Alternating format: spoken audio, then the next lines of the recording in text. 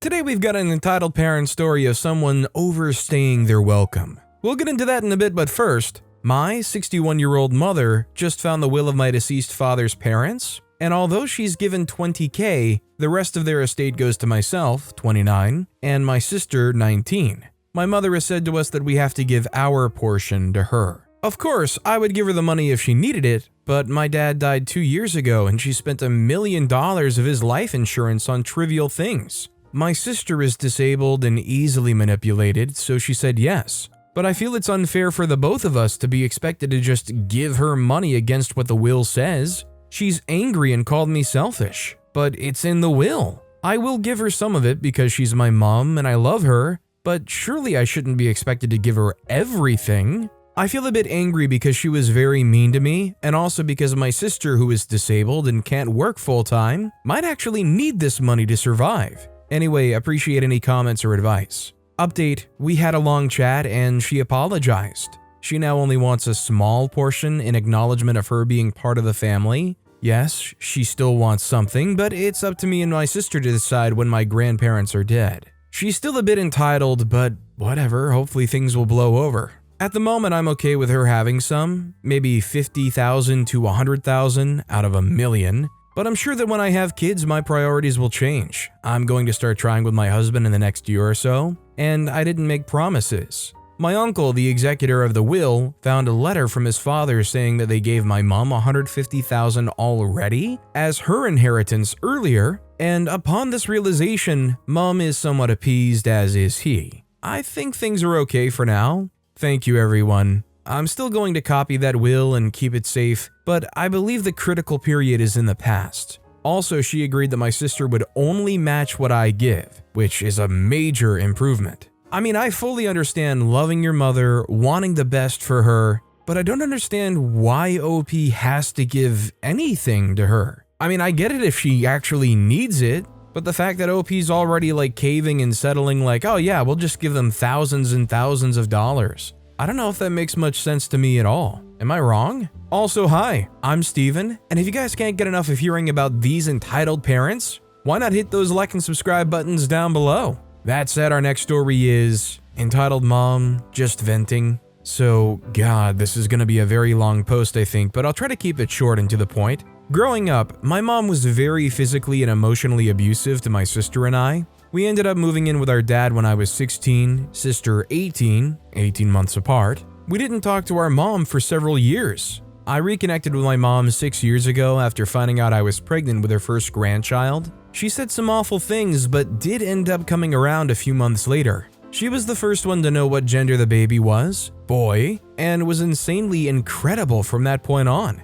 I had another child last April, a little girl. My mom, being her must make up for the crap things I did self, bought so many things for us, even though we could have afforded it all ourselves. In the very end of March this year, my other half and I decided we wanted to get married. But because of drama on both sides, and our need to have something to enjoy for just us, we decided not to tell anyone until after. We scheduled the appointment at the courthouse and got married April 6th of this year. I didn't really know how to tell everyone. We figured we'd start with the most supportive person in our lives, my mom. She ignored him entirely but texted his mom freaking out. Mind you, his mom didn't know yet. Then she texted me some long paragraph full of guilt trips and making my happy thing about her feelings. I decided to give it a few days because I was pretty hurt by her reaction. A few days later at work, I got a text from my bank that a pretty hefty transaction was made. I got on my app and saw it was for Sam's Club. I don't have one nearby and hadn't been there. When our daughter was about a month old, I'd used my mom's account to order diapers, but the transaction wouldn't go through because she was the owner of the account. Apparently my card info stayed on though. She set my card as the primary for payment and both of her memberships came out of my bank account. So I, being royally ticked off, blocked her number while I tried to decide what to do or say. A couple days later, my husband gets a phone call from his mom saying to look at the picture message she sent him. It was a screenshot of my mom's Facebook. She was asking for a custody lawyer recommendation. I unblocked her and told her she absolutely will stop her crap right now because she will not get my children. She went off saying I'm abusing them by keeping them from her. I'm psychotic and need my meds checked. Hello, lady, I wouldn't be on meds if it weren't for the years of trauma you caused. Like, who uses someone's mental health against them like that? She said a bunch of heartless things and ended it by saying that when her babies are home safe with her, she will tell them about everything I put them through. I left her unblocked, but she missed all of the kids' birthdays and didn't try to make contact. She just suddenly decided she likes my sister again. Well, she ended up texting me last week after over 6 months to tell me she has COVID and to tell the kids she loves them. I humored her with a very vague conversation, and she promised to talk like adults about everything the next day and said she's sorry. I was going to go through with the conversation until I realized how badly she was guilting me into talking to her. I know she's only talking to me because she feels she has something to gain, aka my kids, and I'm sick of the guilt tripping and her acting so entitled to them. She's had a million chances my whole life, and I just made a huge mistake trusting her. She put on a great facade for 6 years. I guess I'll give her that. Just goes to show that just because she birthed me doesn't entitle her to a place in mine or my children's lives. Some parents just suck. To be honest, the sooner you recognize, understand, and basically expect this kind of behavior from parents who act this way, I think the sooner you're going to be hurt less and less by it. I just think it's easy to hope that maybe they're going to turn a corner, or maybe when they get a little bit older, or when you have grandkids, they're going to soften up or realize something and come back around.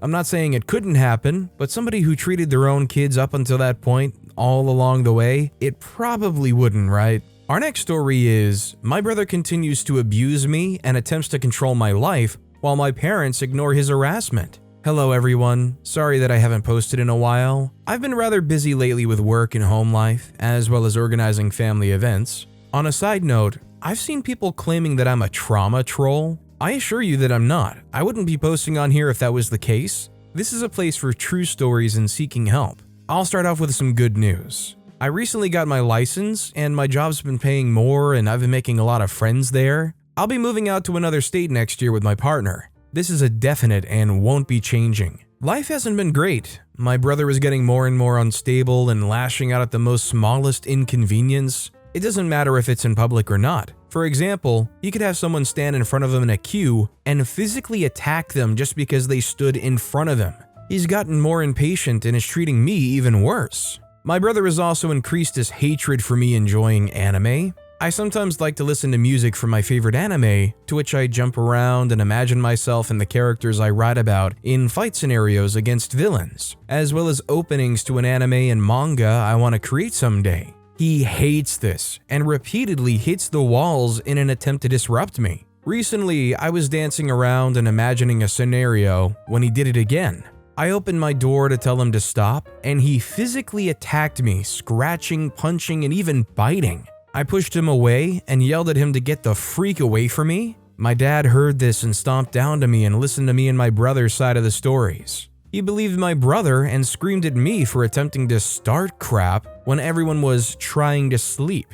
He didn't even stop my brother from teasing me and insulting me right behind him. The next day, I tried watching the first episode of Oshinoko, which was an anime that I'd been waiting to see for a long time. I got through most of the episode when my parents got home around the scene where a character dies. They began rummaging through a bag, which snapped me out of the trance I was sitting in while watching this. My brother saw this as a good opportunity to begin harassing me for enjoying anime, while my parents couldn't hear him over the rummaging. I paused it and waited for them to all leave the room. He took notice of this and stalled my parents for as long as he possibly could. When they eventually did, I went back to watching. My brother heard this and walked out to me and continued insulting me for enjoying anime, telling me to stop bashing crap and to stop acting like a jerk. He completely ruined the music I was going to listen to, as I deeply enjoy the opening and ending themes. I told him to stop and go away, to which he guilt-tripped me to a point where I eventually yelled at him to leave.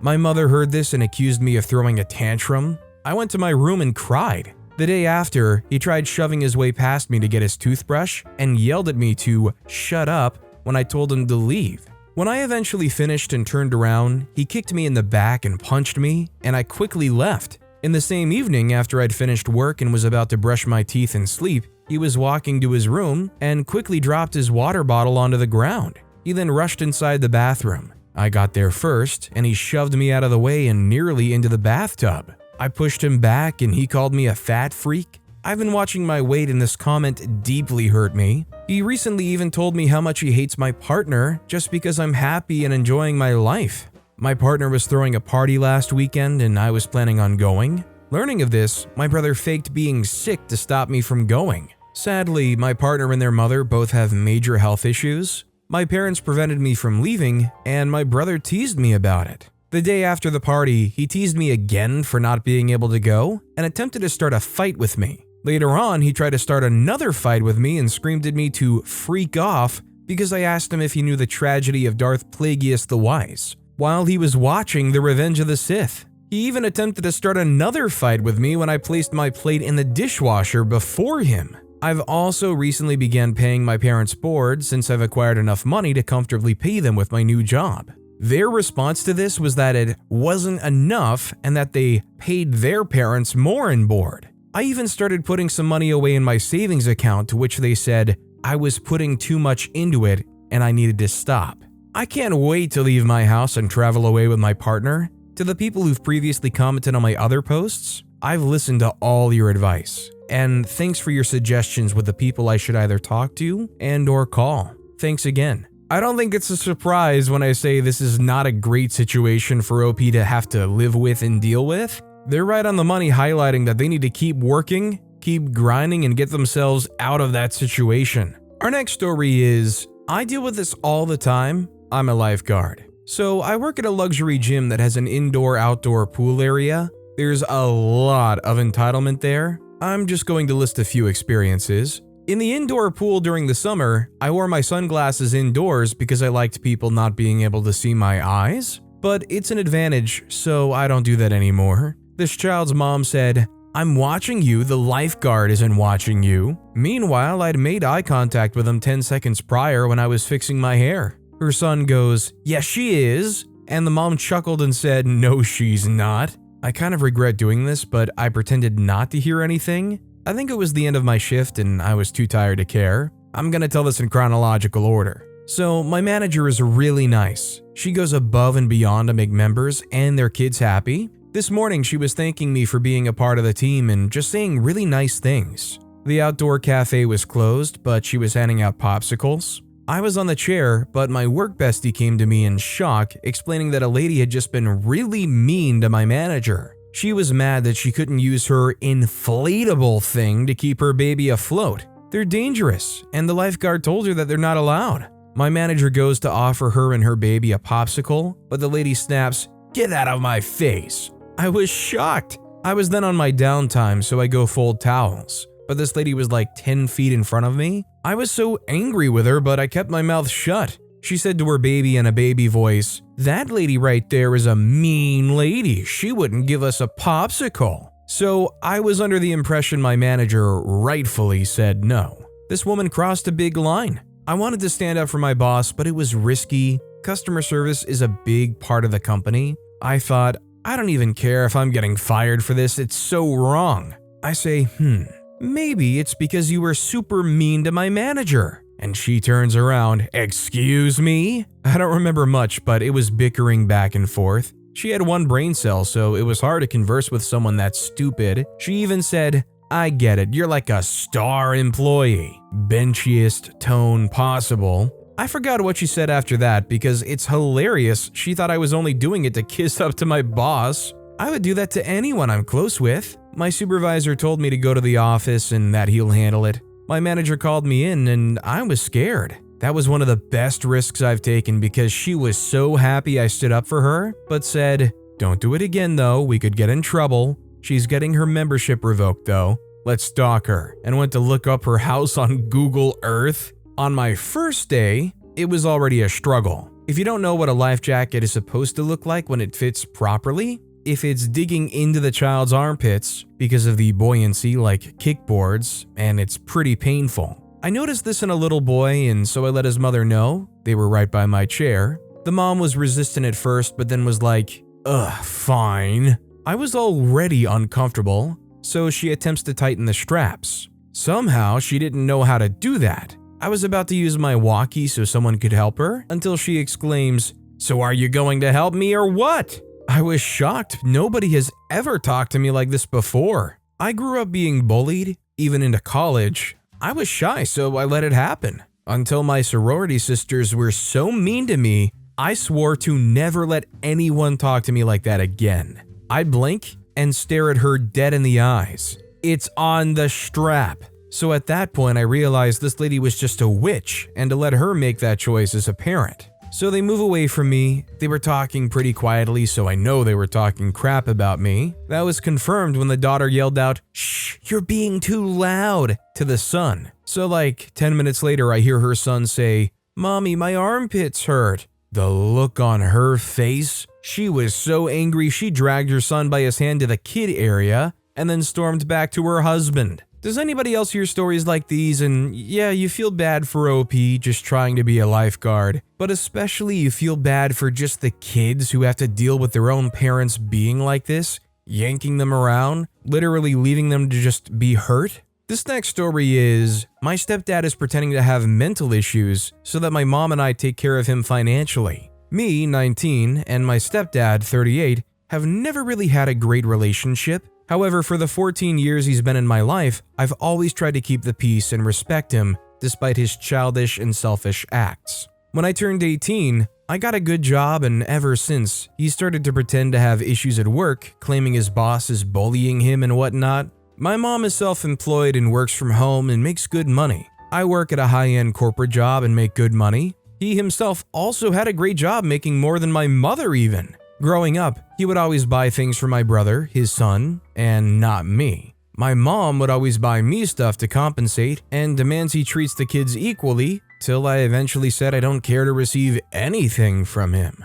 Anyways, it's present day and he's quit his job for a bit over a year now, and I'm about to turn 20. He keeps traveling and disappearing for months, claiming he's getting mental health treatment, or claiming his boss is trying to kill him, so he must leave the country. My birthday's in 3 weeks and I've planned a huge party. He recently returned home, leaving us confused as can be, claiming he's not currently fit to work and that my mom and I will have to step up and take care of him financially till he is fit to work again. Mind you, my mom has had multiple brain surgeries and he never, not once, took care of her. She had to still cover her half of all bills and take full financial care of me and herself. My mom refused to propose a divorce. His mom has been harassing us about the situation, claiming we're monsters and how we should be grateful because he was a father figure to me. I told her to go freak off and reminded her he wasn't even a father figure to his son, much less me. Honestly, I don't care if she thinks anything of me, but she works at the same place as me and started spreading rumors. Should I tell HR? I don't know if I should because that old bag is close to retirement, but if she keeps testing me, I'll give her an early retirement. I mean, if this person is leaving you feeling particularly scorned, and they're also going around at work, spreading nasty things about you and just trying to make your life miserable, I don't think you should feel bad at all about going to HR regardless of relation to you or not. Our next story is, my, male 24, mother does not feel guilty for domestic violence. Update 2. Decided to use this account for yet another update of my situation, which you can see by checking my earlier posts, not much scrolling needed. To make it short, I left my mother's house, as you can see in my last post, and lived by myself in a rented room for the better part of 6 months. Me and my girlfriend have started living together since January, and I could not ask for a better setup than living with the person that I love. We support each other, we hold each other up, and this is the first peaceful home that I've ever lived in. That said, here's why I'm writing this.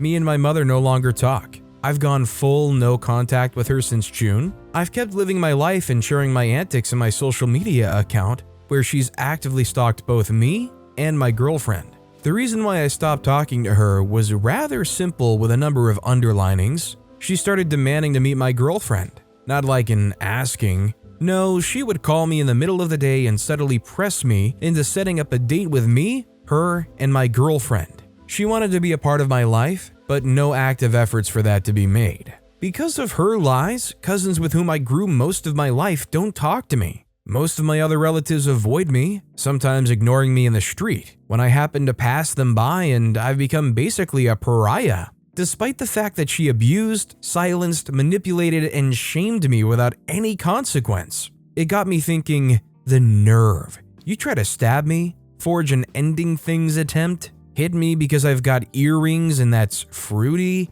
and when asked, tell me that if I were to be gay, you'd be better off not having me live with you? But suddenly, when God knows what possesses you with the belief that you must know the person who saved me from you, I must oblige? At a point, she even started encouraging her friends to do it too. When I showed up at her birthday in April, looking at them judge me from top to bottom as though I was a bad son because of it disgusted me beyond measure. Anyway, she called me 3 weeks ago from an unknown number. I picked up and she cried about how I've been ignoring her. Told me she had gone to the doctor and been diagnosed with an advanced stage of keratoconus. It's a degenerative disease of the eye, which is changing the shape of her lens and eating away at her cornea. In simpler terms, she's at high risk of going, in some degree, blind. I listened to her, said okay, and hung up. I still haven't called her back, and so far I'm blocked in WhatsApp, where I finally built up the courage to listen to her voicemails. Amongst the many messages calling me ungrateful for abandoning my family, there's one from when she traveled to the UK in August. Hi, it's me. Do you want me to take a gift for you? If so, let me know soon. It just seems like she wanted it all to be easy after I left. Like she didn't accept me or my identity or decisions or independence or thought or existence, but still wants me to prance around to show off to her friends and display some pride. To have the cake and eat it too. For me, this relationship seems impossible. I resent her millions. For her, it seems like nothing wrong ever happened and I just suddenly decided to abandon my innocent mother. 100% from what OP described here, to me it seems like it just makes the most sense to stay no contact. I just don't think OP is going to get any kind of value out of having any kind of communication here. This next story is, should I respond? Hi, I, 38-year-old female, just read a post about a mother on the subreddit, and so I started to think maybe I should ask for an outside opinion about my own relationship with my mother. So first, my mother was emotionally and physically abusive when I was a kid, but mostly emotionally. She was the worst bully I've ever encountered. I remember thinking she was so immature. A few examples are, I have a completely paralyzed diaphragm. My doctor said it likely happened as a child. I can remember a specific incident where she was kicking me against a wall, and afterwards I felt all along my ribs to make sure no bones were broken, so maybe that incident paralyzed my diaphragm. Later, on a trip as a child, I complained that I couldn't breathe when I was laying down. She told my sister to shut me up, or she would shut me up. Later, I found out I had chronic pericarditis. Got an adjustable bed after sleeping at the kitchen table or other chairs for months. One specific memory is of her staring at me from the doorway of my bedroom, mimicking my labored breathing with this smile on her face. I was unable to talk, so I just stared back. As an adult, I went to my parents' home and my mother made a salad. I have celiac disease and I know she usually made the seasoning using Ichiban noodles, which has wheat.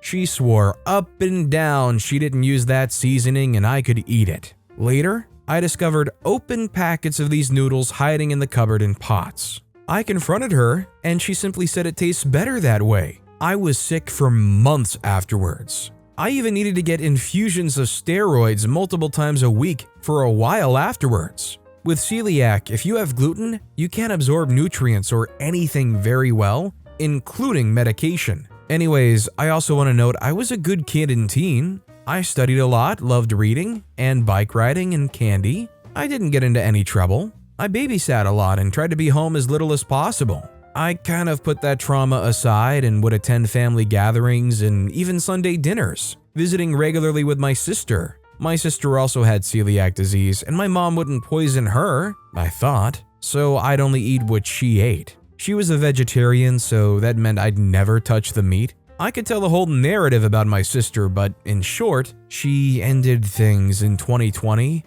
Afterwards, it brought up all that baggage from childhood, and I basically haven't talked to my mother since. The reason I'm asking if I'm the jerk is that my mother is actually really nice now. She's made a huge effort to be in my life, and she's nothing but extra kind when I do see her once or twice a year. I'd really like her if I met her now. She, however, cannot take accountability for what she did during my childhood. I recently was in ICU, intubated with a lung infection and multiple cardiac arrests. She came to see me with my dad. I was unconscious during that time. Since then, she sent me 2 lovely text messages that I haven't responded to. I think it's difficult because she's so nice now. First message, "Dear OP, I'm happy that you're out of the ICU. I visited with you and talked with you about all the miscommunications that we've had over the years. I wish you knew how much I love you. I've always said to your dad how badly I feel because you feel so unloved. I'm not sure how to repair this relationship, but I truly hope it happens.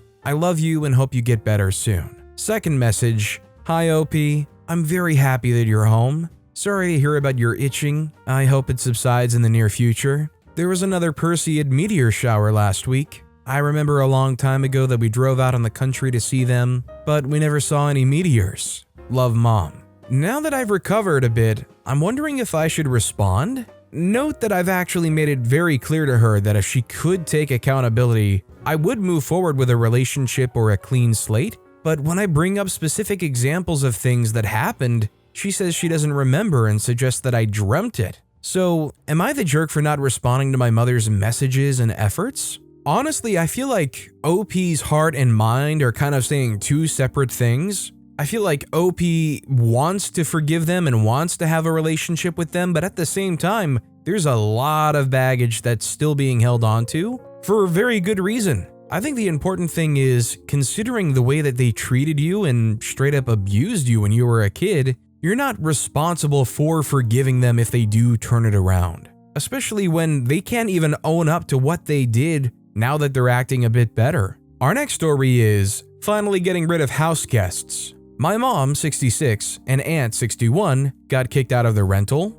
I, her gay and partnered 41-year-old son, was the only one willing to let them stay with us. It was supposed to be just for a few weeks. That was mid-January. Since then, my mom is retired, my aunt has gone to part-time. They have continually tried to redecorate our home, taking down the erotic gay artwork. She wanted her grandkids to have a child-friendly home to visit, saying my you-know-what shaped bong needs to be hidden, tossing out all the extra kitchen knives. A few were expensive sashimi knives, pans, silverware, packed up my VHS collection to put up their photos and knickknacks. We're not allowed to use my spices, my aunt hates them, have damaged several of my curios, used pledge on my suede leather couch, nagging me about my single after-dinner cigarette-a-day habit, have butchered my garden and made me just feel like a bad guy for not putting up with all their crap.